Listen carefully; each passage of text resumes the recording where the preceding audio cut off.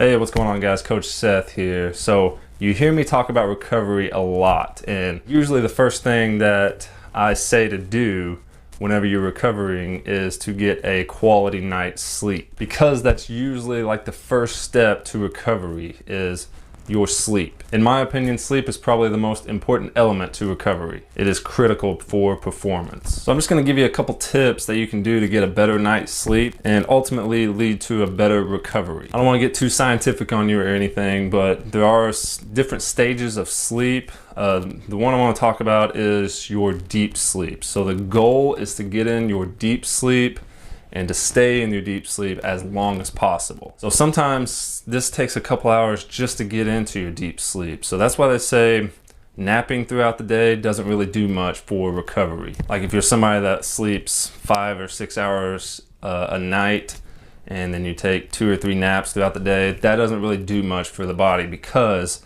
you're not allowing your body enough time to reach that deep sleep. But even if you're somebody that sleeps 7 to 9 hours of a night, sometimes you still don't reach that deep sleep, or at least not make it last long enough. So I just want to give you a couple tips that you can do that's going to help you reach that deep sleep, hopefully make it last longer. There's one thing I want to talk about that you may have heard of. It's called blue light. Blue light is just like a powerful light that's in our electronic devices. So your phone, your TV, your tablet, your computer, all these things have this blue light, which is just a powerful light continually shining in your eyes. And obviously we all have this shining directly into our eyes pretty much throughout the entire day. This actually affects you getting into your deep sleep. So I'm gonna give you a couple goals. Obviously we can't completely get rid of this blue light shining in our eyes, but the main goal is to reduce the amount of time throughout the day you're exposed to this blue light. And the other thing is to try to completely avoid the blue light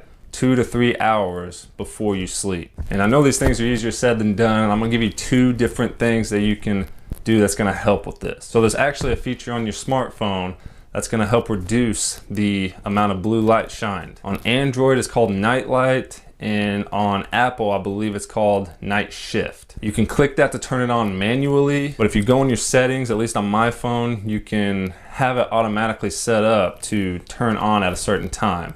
So for mine, it automatically turns on right when it gets dark. And you should also be able to adjust the severity of it. So you can turn it all the way up, and that's gonna obviously be the best beneficial. If your phone does not have this feature, there are apps out there, I believe, that you can download that's gonna add this feature to your phone. And the second thing that's gonna be great for this type of thing, you may have heard of them before, they're called blue light glasses. So these would be huge because it completely gets rid of the blue light all throughout the day as long as you're wearing the glasses, right? I have not tried them myself, but I have considered them, and I will probably look towards the investment in the near future. And this might be something for you as well, so I would consider that. Like I said earlier, sleep is probably the most important element to recovery, so make sure you always get a quality sleep and make sure to take it seriously.